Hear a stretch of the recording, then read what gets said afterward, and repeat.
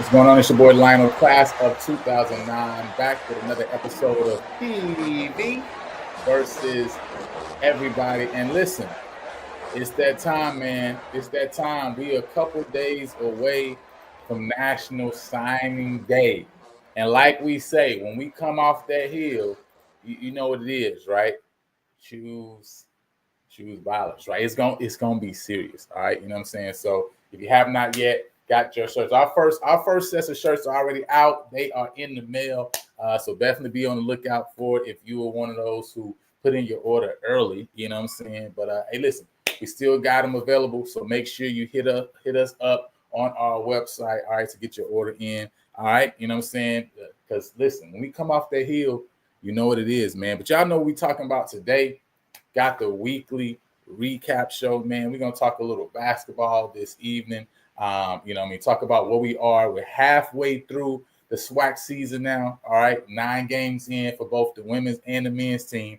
We're gonna talk a little bit about, you know what I'm saying, where we are in the basketball season, kind of, you know, what we've seen so far. Discuss maybe, you know, some things we need to do to kind of, you know, change the momentum and where we are, man, to try to get back on track. Because it's not looking good for the home team right now. You know what I'm saying? But before we get into it, man, you already know what it is. Listen, if you're not following us over on Instagram and Twitter, make sure you're following us on both platforms. All right. We're seeking to do some things specific to both of those platforms. So make sure that y'all are following us on both of those, right? And make sure you go ahead, PV _ versus _ everybody. And listen, if you have not yet subscribed to the channel, go ahead and subscribe to the channel. Listen, we're putting some things and some plans together for March. Hey, listen, the spring season for football starts on the 18th. We got some plans, man. We got some plans for some March Madness. So no March Madness is usually about basketball. We got some March Madness we putting into place, right? We're going to be seeking to go live. We're going to try as much as feasible as possible to try to go live every single day. Now, that's going to be hard, all right? You know what I'm saying? But we're putting plans in place, right, to connect, right? We're going to bring you some interviews of the coaches, interviews of some players, transfers, but also some current players that's already been on the team. You know what I'm saying? So definitely be on the lookout on that. We're going to start dropping, you know what I'm saying, those interviews. Got a couple already in place. But yeah, man, we call it March Madness, right? From the first all the way through to the 17th before we get this spring practice started. You know, we're looking to get it in. So make sure you like and subscribe, hit the notification bell so you can know when those are dropping. And listen, we're almost to our goal. Help us to go and reach and get past our goal. I think we had like 734, man. We right there. So if you have not subscribed to the channel, you check us out often. Go ahead and subscribe, man, and get it in. And like we say, listen, basketball is not looking good for the home team, but listen, it can still look good for you though, right? Even though it don't look good, even though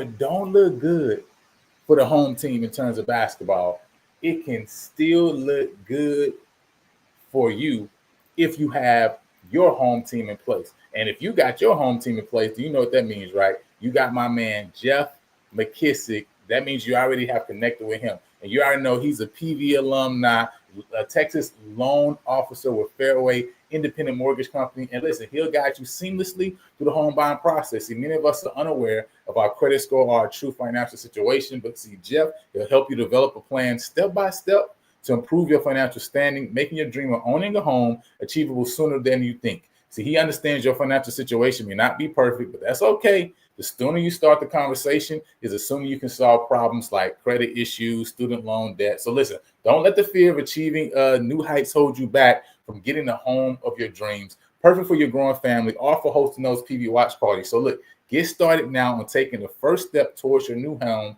and taking the next big step in your life. Don't delay. Talk with Jeff today so you can be in your home tomorrow. And listen, like we always say, you got to have a team, right? Listen, you got to have players playing different positions. All right. Some people do this thing well. Got somebody can shoot from the outside. Got to have the bigs down low, right, to get the ball off the boards. And so not only you got to have your loan officer in place, but listen, man, you got to make sure you have that inspection company in place too. And listen, if you're trying to have the right inspection company for this big decision to make, listen, when you're thinking big about the home process, you want your assessment of your biggest investment. You owe it to yourself to think big, and that's Blueprint Improvement Group. Big provides home inspections in the greater Houston area and is owned and operated by proud PV mechanical engineer Neil Harris. See, he has experienced inspectors that use advanced tools and techniques to assess every aspect of the property from the roof to the foundation. All right. So listen, visit thinkbig.com or text 713-259-0673 to book your home inspection. Support the team that supports the team. All right. You know what I'm saying? And right now, we need a little bit of support. All right. Right now, we need a little bit of support. All right. I don't know if you guys have been seeing it. I see y'all in build. I see Jimmy in here with the sad face. Jimmy already in here with the sad face. But listen, that's what it is right now. It's just sad faces galore. Because what started off looking well, even on the men's side, right? Jumped out the gate with a 3-1 start, knocked out Grambling in that first game. And I think, many people looking at Grambling coming to this season to seeing what Grambling did last year, had them kind of notched in as the favorite, you know what I'm saying, when you talk about SWAC basketball play. But, even that win isn't looking as impressive now with what Grambling has had to go through that first half of their season too as well. And so, let's start first and foremost on the women's side, though. Let me pull up the standings here, man, so we can just look at the standings right now currently. And I think, most of us are all shocked and surprised kind of seeing kind of how it's gone so far. The women's side obviously had a shakeup with some of the moves that's been made, especially in the coaching ranks, right? Some of the shifts that's going on. But I don't think you expect it to be, what we're seeing right here, right now, right? And so talking about the women's standings, let me see if I can, there we go. All right, so we talk about the women's standings, right?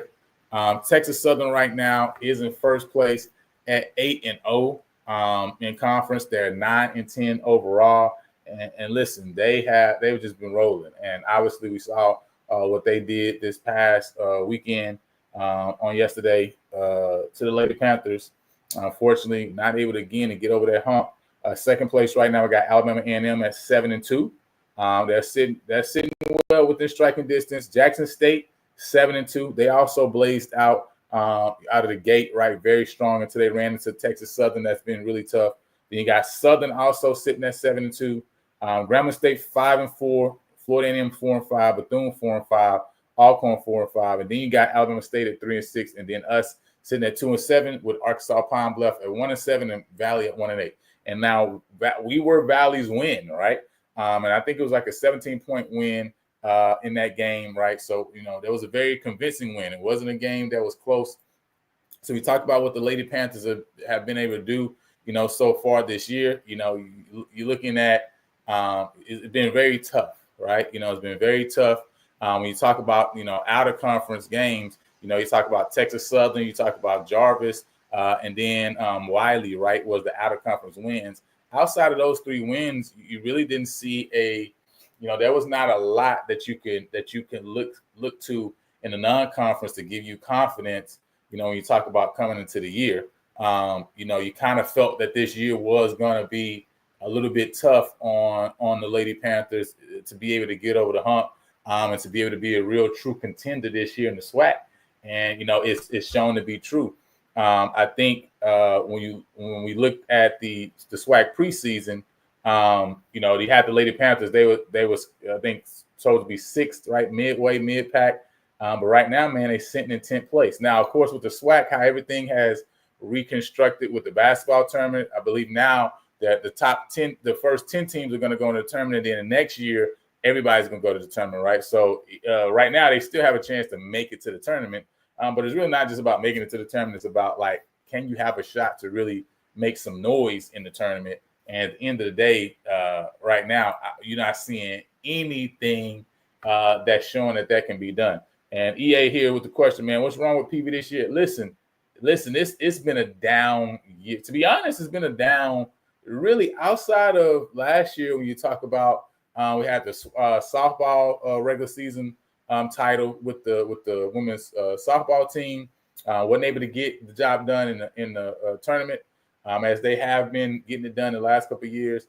And then obviously the division title with the football team, That's the only 2 championships. And so really right now, I know golf's coming in and he wants to see a tenure. He wants to elevate to this top FCS level program. But right now, listen, it's not looking good for the home team. All right. It's been a really rough 2 years. And this is not, listen, as much as we talk about all the things going on in specific programs here and there, the reality is when we talk about championships and talk about even Commissioner's Cup, I mean, we've won 4 Commissioner's Cup when you talk about over the last, 10 to 15 years, right? Over the last decade, it's been us and Alabama State basically. And so last year and this year, man, we're having trouble to really be able to push and get at the top. We talk about taking a step back, even in track and field. You know what I'm saying? So we got to figure something out because we're on a championship drought right now, and we got to figure it out and get the job done, all right, and get over these humps. And men's and women's basketball is 2 of those sports where, we should be contending at the top of the conference and not, fighting to stay afloat at the bottom of the conference, right? But right now, that's where we are. Said both men's and women's basketball need a strength and conditioning coach. Hey, listen, we need something because right now it's not looking good. So right now, like I said, we're sitting in 10th place. You know what I mean? And let me drop this link. Drop this StreamYard link, man. If anybody wants to jump on, anybody has any comments, any thoughts, you can go ahead and hit that link, man, and I'll pull you up. You can just be audio only if you don't want to turn your screen on. But let me share so we can look at and go through real quick. Just want to go through the schedule so far and kind of how everything has looked. Like I said, when we outside of, you had the first game against Texas College, right? Obviously, you got Jarvis Christian, and then you had Wiley. I mean, but outside of those 3 games, only the Oklahoma game, sorry, not the Oklahoma game, the Georgia game, I would say, you played really well in that first 2 quarters. You know what I'm saying? I think after the first 2 quarters, you're only down 4 points, right? You know what I'm saying? But after that, obviously, you know what I'm saying, kind of couldn't keep it close. But that was the only game I would say, man, that I saw some life in the Lady Panthers that he made you feel like, okay, maybe we can finally get something going and kind of figure out what we're gonna be, what we're gonna do. But outside of that, man, I haven't seen anything specific that give you that confidence. So starting out in SWAC play, just going over the first 9 games of the season so far. Or the SWAC season so far. Southern with the 12-point loss to Southern. After that, had a game against Grambling, and that one really got away, early. 23-point loss to Grambling. The Valley loss was one that for sure was, very disappointing. Valley obviously only having 1 win on the year right now, and we're their only win. 17-point loss, so not even a close game, right? Very, very substantial, win for Valley there. Then come back with 2 wins, one against Arkansas Pine Bluff on the road, 68-61. So that was a good victory to be able to get in the win column. Followed it up with a 10-point win against Alcorn State. But then you got Jackson that comes in. You let that game get away from you, 67-48. Alabama State was one that I know we wish we had back because we were up, going into the 4th quarter. You know what I'm saying? We were up in that game. But again, 21-5 run for Alabama State in the 4th quarter to win that game, right? And so you talk about only putting 5 points up in the 4th quarter. I mean, that's just, you can't have that happen, right? You can't go on a drought like that, when you're trying to close out a victory, right? Which will help you in the standings, right? Because you're talking about even being 3-6 versus 2-7 is a huge difference. You're talking about where you can kind of land in the SWAC standings going into the tournament to be able to get a better seeding. And to be able to have a chance, right? You know what I'm saying, to get something in. Alabama A&M game was a good game. Going down into the stretch, they were able to pull away and get that 9-point victory there. And then the Texas Southern game, which never really was in reach. You know what I mean? I mean, Texas Southern pretty much kept us at arm's length throughout that game, especially in the second half. And so, this is where we stand right now with the Lady Panthers sitting at 2-7 in conference play. And really at this point, not being in a position where you, like I say, you don't really feel confident in any way of, what they are able to do, or if they really have an opportunity or a shot to get anything done in terms of, SWAC conference play. So I mean, the reality is right now, man, you're kind of just waiting and seeing, kind of how the season ends. And I believe this is the last year of, Coach Sandy Pugh's contract. And I got to believe Goff, again, just like the new AD came in the position where, hey, he comes and says, hey, I want to bring in my guy from the football standpoint of things. I got to believe he's also going to say, hey, man, it's also time for me to make that move when you talk about women's basketball from that standpoint of things too, because at the end of the day, listen, you got to make a move. I mean, you got to figure out how to shake things up and how to bring somebody in that's going to be able to elevate this program back to where it has been in some of the previous years. I mean, you're talking about a women's basketball program that's won multiple titles over since the turn of this century, right? In the last 25 years, right? And so, this is not a program that you look at and you see that has typically been at the bottom of the pack in the SWAC, right? And that's really on the men's and women's side, right? I mean, even Coach Byron Smith in his tenure, he's a championship winning coach, right?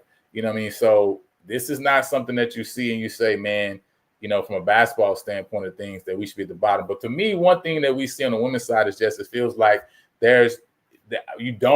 I just don't understand. I don't know kind of what the focus is. Like what type of team are we trying to be, right? You know what I'm saying? What do we do well, right? You know what I'm saying? What do we do well, right? And kind of like, what's our goal? What's our game plan? You know what I mean? Like, where we trying to get the ball to, right? Who's that one girl that's the one, right? And so it's like just we're missing on all cylinders, man. And so I really think we kind of just need a complete total reset when you talk about this women's basketball program. Like I say, I don't see anything right now that's showing me to say, hey, we got an opportunity, got a chance to make a difference. Even in terms of how we're recruiting, right? And what we're looking to do on that standpoint. I feel like we went after a lot of transfers this year, but really we're not a lot of transfers that, even in-conference transfers, right? But even not a lot of in-conference transfers that you look at and say, that you appreciate that they had played in different programs, picked up different knowledge from different schools, but they weren't necessarily high-level difference makers at those programs, right? So where you say you're bringing them in and looking for them to just, all right, take an elevated role here and maybe take this one aspect of things that they did well here in the playing time they had here at another school, and now we're just gonna look to elevate them, right? So we're not talking about a transfer that dropped down, say, from an LSU like we had, last year, right? And you can kind of see the difference, right, in that caliber of talent, right? Or somebody that's coming from another program that just say, hey, man, they just haven't gotten a chance to really get on the court and show what they can do, but they got the talent level and the skills that's there. And so even the standpoint of kind of how we're recruiting, I just don't understand kind of where we're going and what the goal is when we talk about the women's program this year. I see Coach Campbell in the building. He say he got Coach Jackson on the Coach's Corner on Tuesday. Y'all make sure y'all tune in. Coach Jackson is a great interview. You know what I'm saying? He's a great interview. That's going to be great leading into the Wednesday night. You know what I'm saying? We got the National Signing Day event over at the Fox Trap, right, in Stafford, Texas. So if y'all haven't got y'all tickets, make sure you get your tickets. Make sure you're there on Wednesday night. I'm definitely going to be in the building. All right, you know what I'm saying? We're definitely going to be grabbing some interviews. We're going to be putting that up on the channel as well to let you guys know kind of how everything went down. And I'll definitely be doing a recap of obviously all of the signees and everything that comes in. But make sure y'all check out the Coach's Corner on Tuesday night too as well. So EA7 in Florida, I'm shocked that you guys can't get great talent out of basketball hotbed like Houston. No, I don't think that, man. It's not block, man, but listen, it's a relationship business. I think what the portal has, let me tell you, and I've had this conversation with a couple of people, even in terms of, football, basketball as well. Listen, man, I don't care what nobody say. Relationships is important. Hey, listen, I believe in the Bible. You feel me? You know what I'm saying? And listen, relationships is important. All right. That's what the Proverbs tell me. All right. That's what the Proverbs tell me. Right. You know what I'm saying?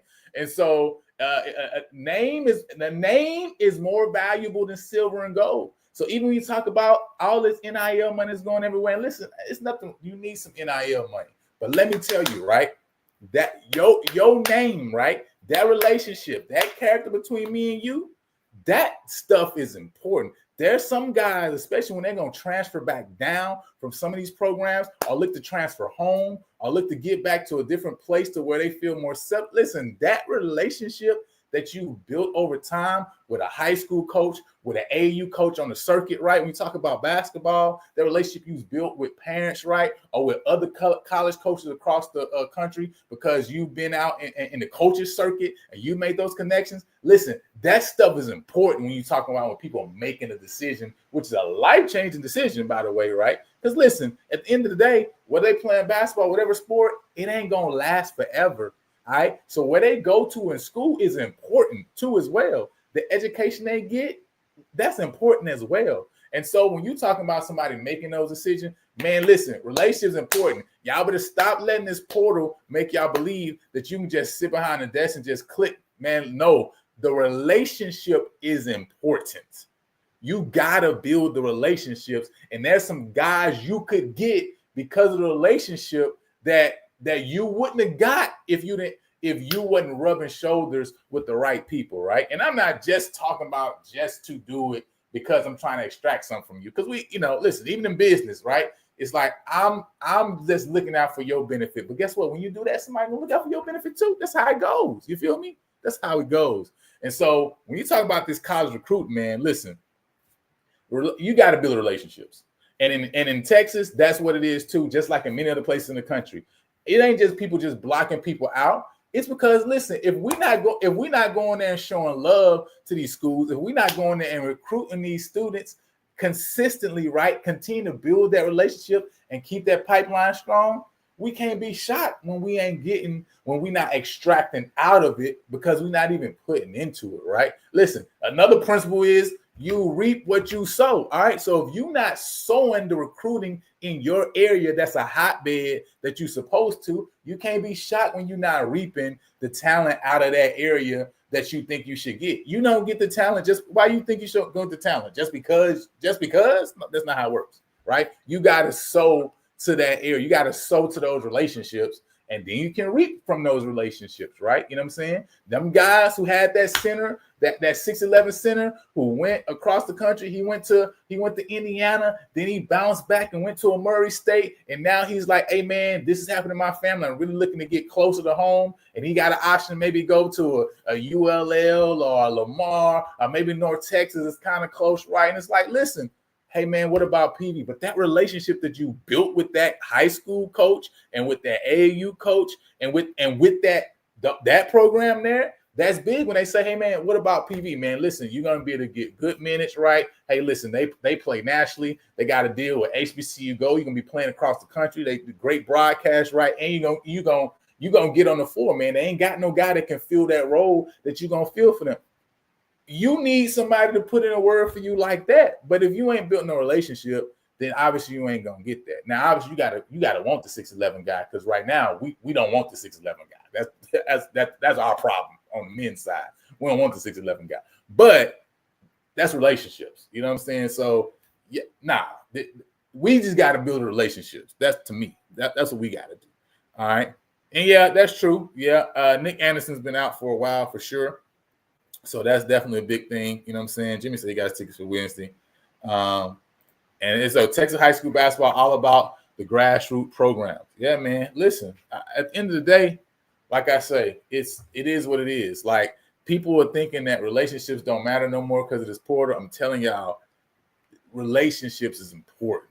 Like, the relationship is important, man. Even if you're talking about NIL, you're talking about portal, right?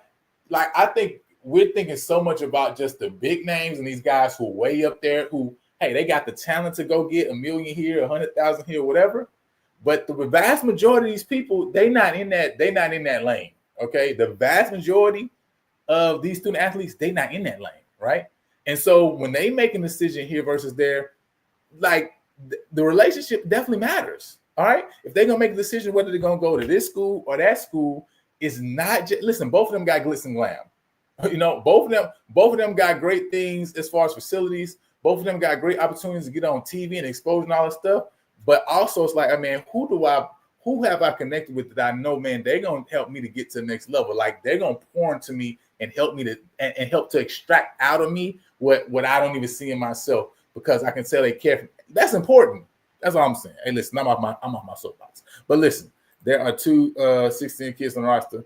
I only know one 16 kid. I think the other kid is a I think that's not the correct. I don't think that's the correct size for him. I believe that I think I know you're talking about. There's only, I know Bolton is 16, but I think he's the only 16 guy we got on the roster. You know what I'm saying? So $50,000 for a mid-major post player. Hey, listen, it's a lot of cash right there. That's somebody's salary. So, man, but listen, man. Let me pull up right now so I can let y'all know where we at. And shouts out while we at it, man, to the coaching staff, man. All the coaching staff is in now for Coach Jackson. Them guys been on the recruiting trail, bro, heavy. They've been recruiting heavy. Listen, and you talking about relationships. They've been building relationships with some pipelines to some of these 6A, 5A high school programs right now. And hey, man, listen, it's looking real nice. It's looking real nice on the recruiting trail, but we're gonna see the full gamut of it on Wednesday, man.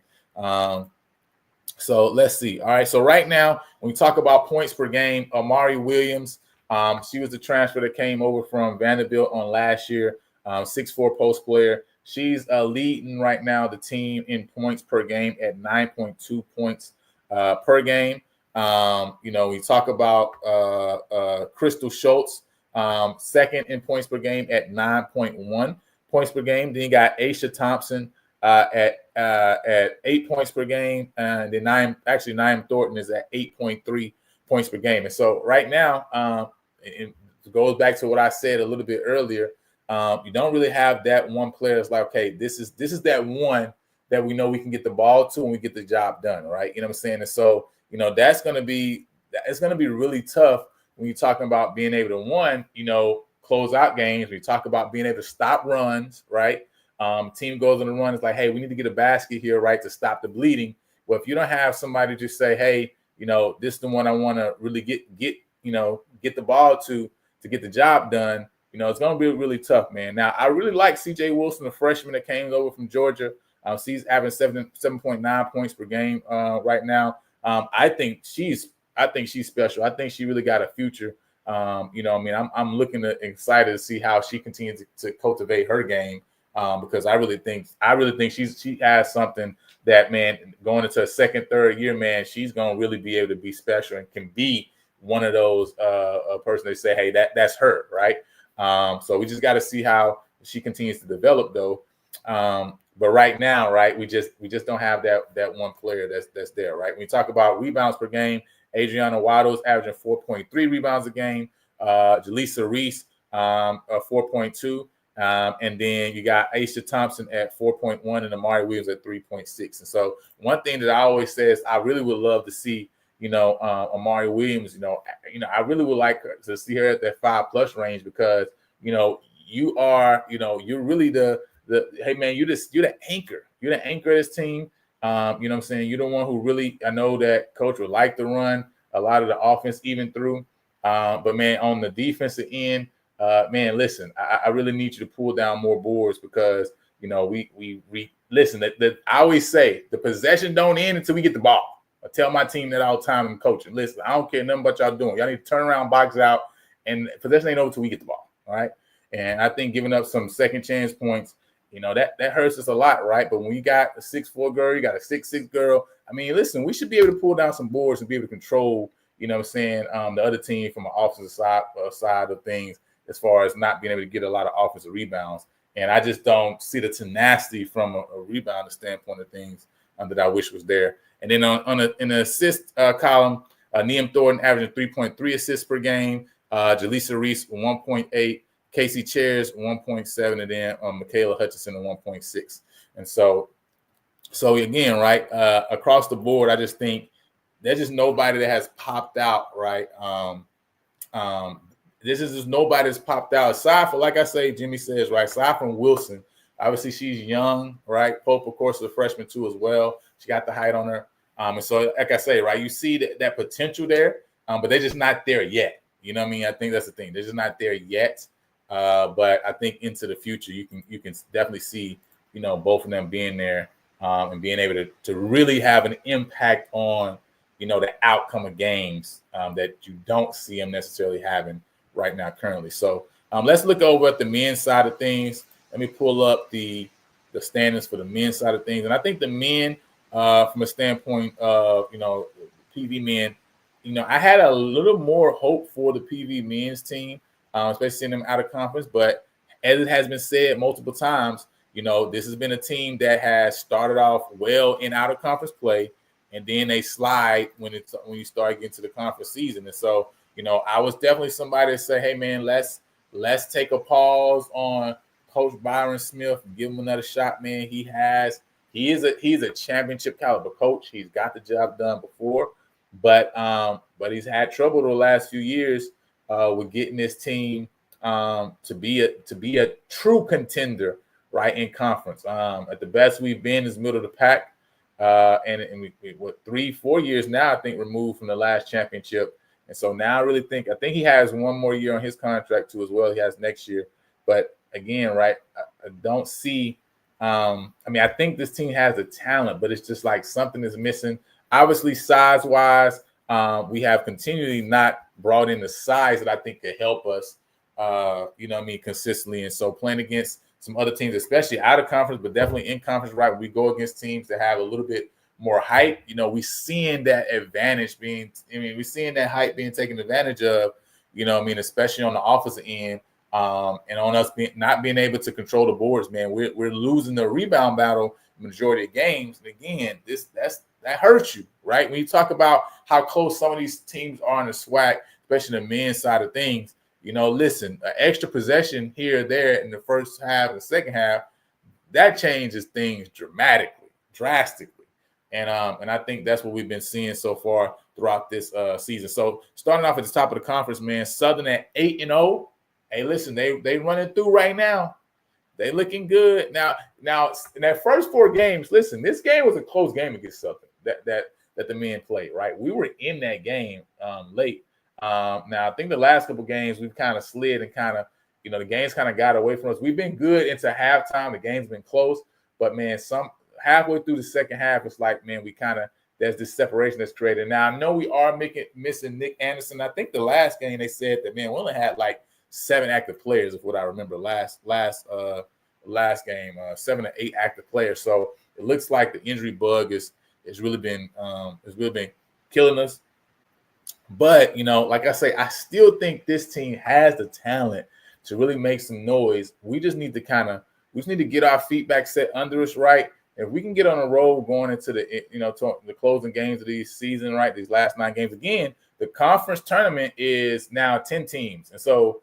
Even though right now we're sitting at the 10th spot, that means we're still in it. And we talk about Valley being 1-8 and then Pine Bluff being 0-8, right? You don't really necessarily see, like I said, I don't see a scenario yet where I think, those 2 teams jump out of the 11th and 12th spot. So at minimum, I still see a route for us to get in the tournament. Obviously, right now we have the tiebreaker over Grambling, who's 3-5.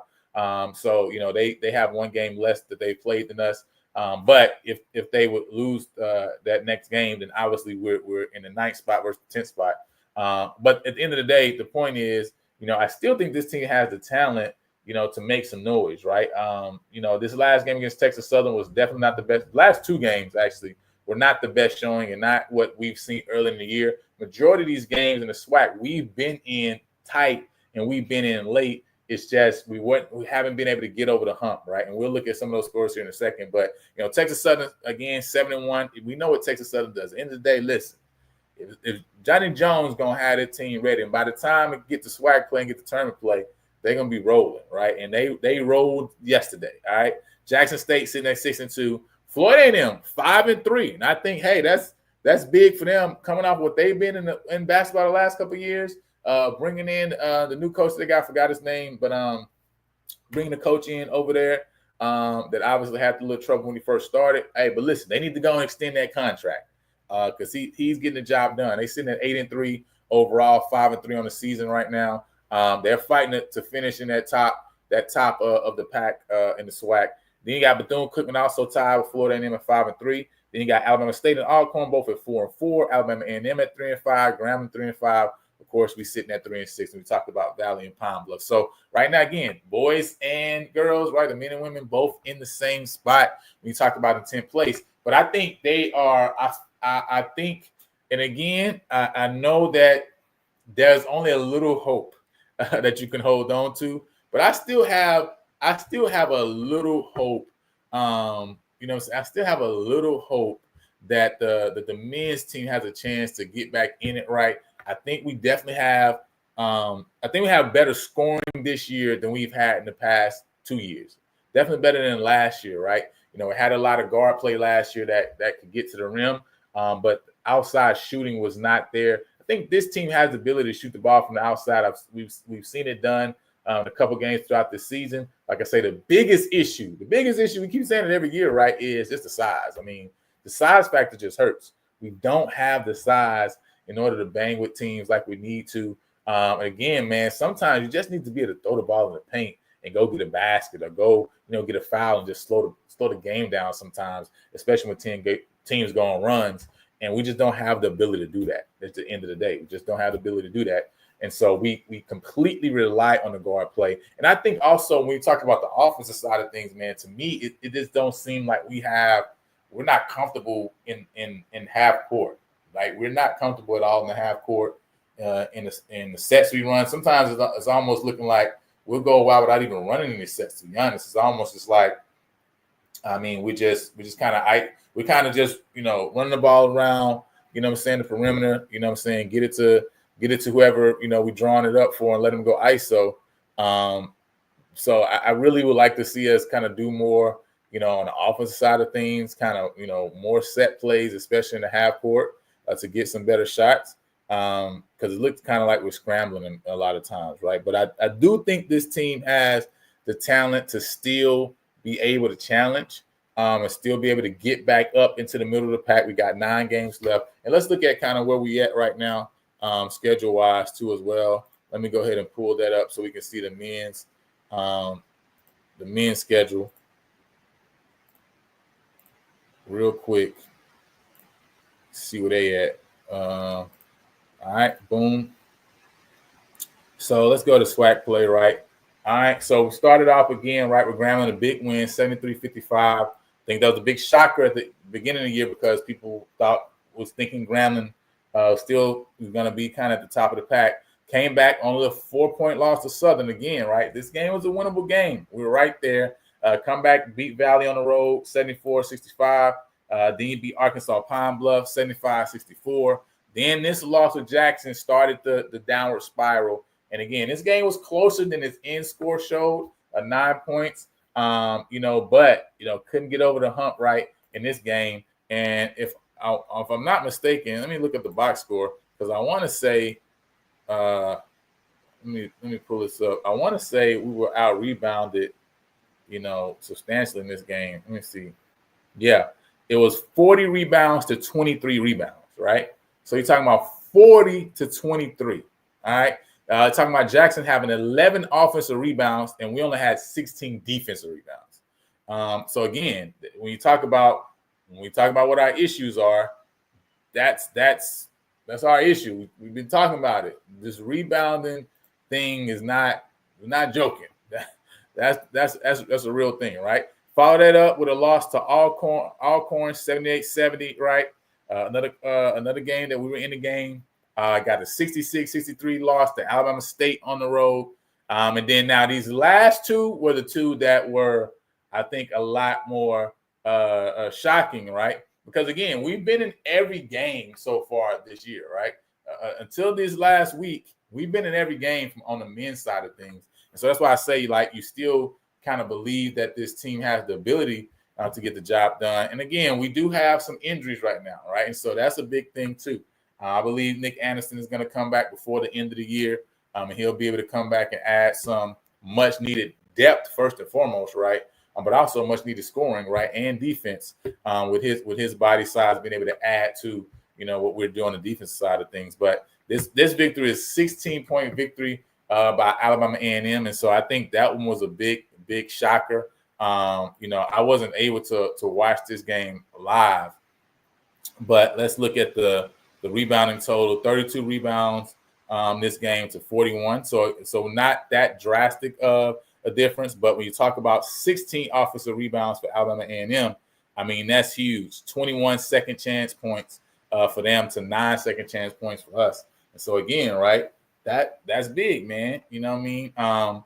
We gotta be able to figure that thing out and be able to just do a better job, man, as far as scoring. So I mean, as far as gathering the ball on the defensive side of things, so that way we don't give up that many second chance points. Because at the end of the day, I mean, if you're giving up that many offensive rebounds, that many second chance points, it's gonna be hard. So that means your first effort, you're doing well, right? On the defensive side of things, means your first effort, you're doing well. But like I say, I tell my team, it don't stop until you get the defense rebound, man. Listen, the possession ain't over. And so that killed to this game. So then when you talk about Texas Southern game, obviously we saw that one at halftime. I think only down one. I think it was 28-27 at halftime. But big explosion by Texas Southern in the second half of that game, and especially when we got down under the 10-minute mark.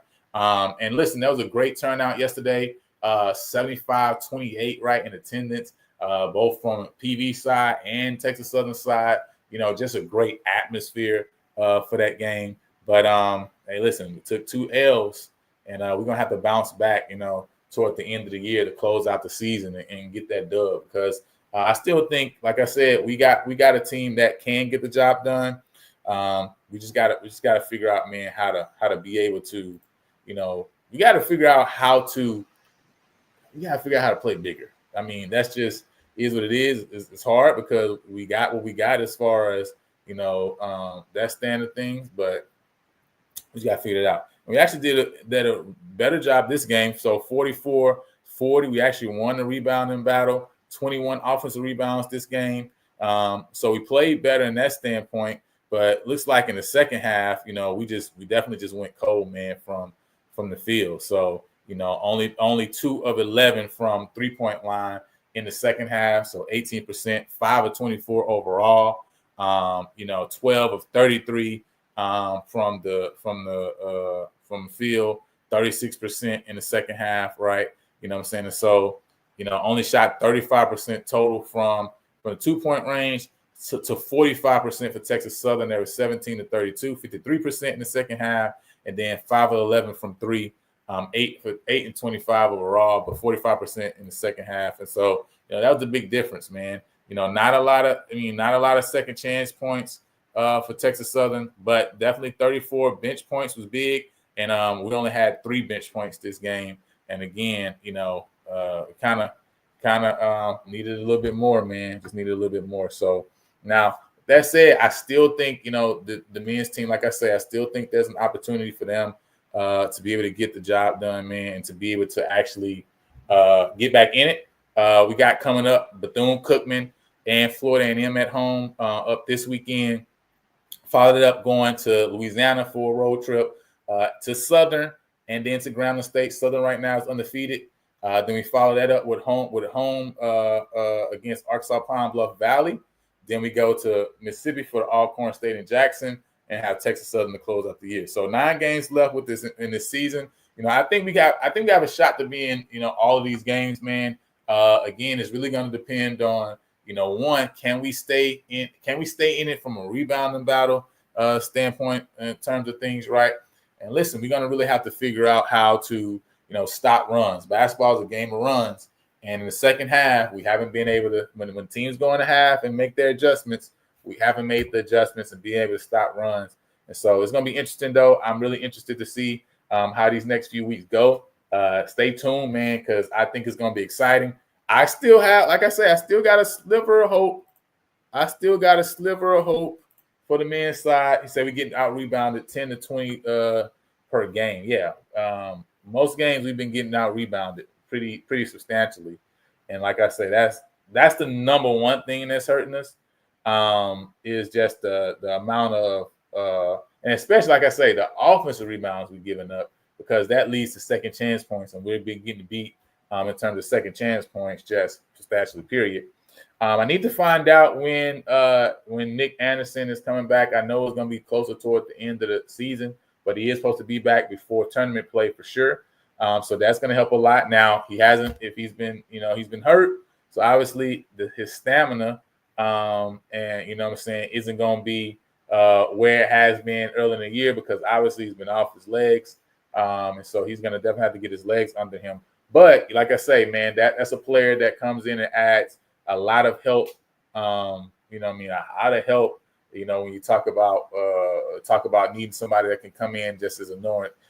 Somebody to go with Tanaj Petaway, right? He's been doing great when you talk about being able to score.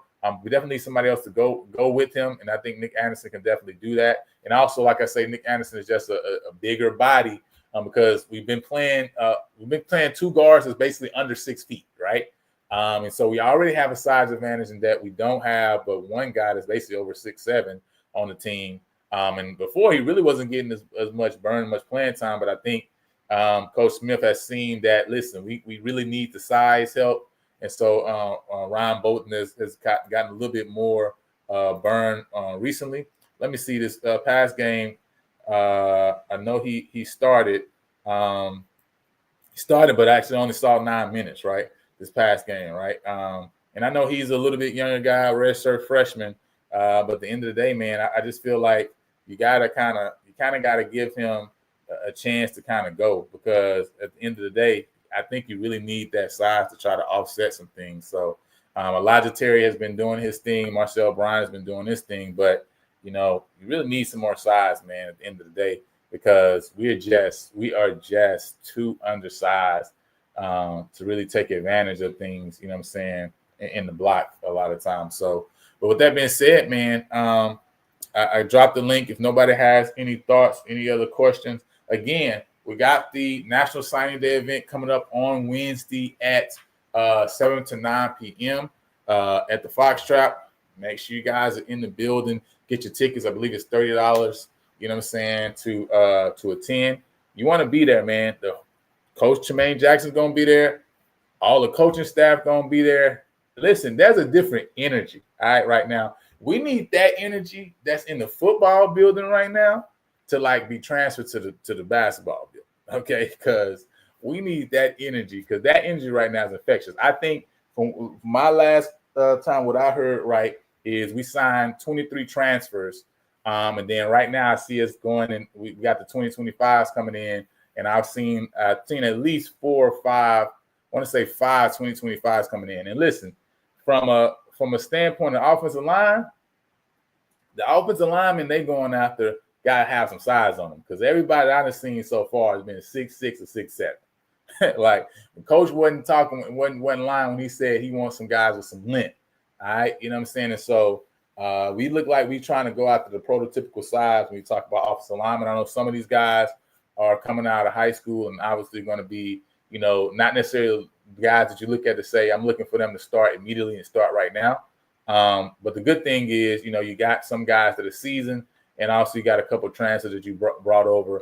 And so obviously that's going to help to make this offensive line what it needs to be. But hey, listen, in the spring, the battle is going to be on. All right. You know what I'm saying? For all these positions, they're going to be up. So I'm excited about that. Again, like I said, if you have not subscribed, go ahead and subscribe, hit the notification bell, because in March, we got March Madness, man. We're not talking about basketball. We're talking about football. We're going to be going live every day in March, right? You know what I'm saying? Talking about March Madness, right? And talking about what we got in this room, doing some interviews, right? Talking to some of the coaches, you know what I'm saying, the positional groups, talking to OC, DC. So listen, we got some stuff coming up for y'all. So make sure that y'all are subscribed to the channel because we got some big things going. And next, also on Tuesday, listen, got the softball and baseball breakdown for the upcoming season for both the softball and baseball team. Both of these teams, I think, have an opportunity to make some noise this year. Softball, of course, they're reloaded, and I know that they are ready to get back at it, right? Sharks in the water, because they won the regular season title and then didn't get the job done in the tournament for that three-peat. So they hungry right now, right? And so, we're going to talk about softball on Tuesday and also baseball, man. They had some great showings throughout that year in terms of conference play, not being able to get over the hump in conference play, right? to be able to get the job done. But, man, early on in the year, you saw flashes of what they could be in the Cactus Jack tournament and the Andre Dawson tournament, and they're going to be in both tournaments again this year, right? So you got a chance to see them on next weekend, not this weekend, but next weekend in the Minute Maid Park, or Daikin Park now is called, right? So no longer Minute Maid, Daikin Park in Houston. You know what I'm saying? So if you want to check them out and you're in the Houston area, you know, come on down for the weekend, right? Of course, got the HBCUs is going to be there. And also the weekend after in Florida, going to be an Andre Dawson Classic, right? And so that's another chance. Last year they won both the tournaments, all right? So they started off well. Man, they just couldn't keep that momentum and end the year well. But I think they have the ability to get the job done this year and really make some substantial noise right now. Baseball's got some contenders in baseball, right? So they definitely got to come with it. The real issue is going to be, man, the pitching. As always, do we got quality depth at pitching is the main issues. As far as the bats, man, we got the bats to get the job done, but man, we need that quality pitching, and hopefully, coach has been able to sure that up. But we're gonna get a chance to see that very soon because their first pitch is coming up next week. All right, for softball's first pitch is this Friday. They're gonna be in the Incarnate Word softball tournament, so you guys are gonna be able to check that out. So with that said, man, appreciate all y'all for joining us, all y'all for jumping on. Like I said, if you have not gotten your shirts as of yet, man, go ahead, head over to our Square site, to our Square page, man, and go ahead and grab your T-shirt. Make sure you got it. So when we get down on April 18th, all right. Sorry, April 17th is the spring game this year. All right, Thursday night football on the Hill. So you can make sure that you got on and you wearing what it's gonna be like this year. So make sure you go ahead and head over to the Square site and grab your T-shirt, man. But until next time, man, I'ma holler at y'all.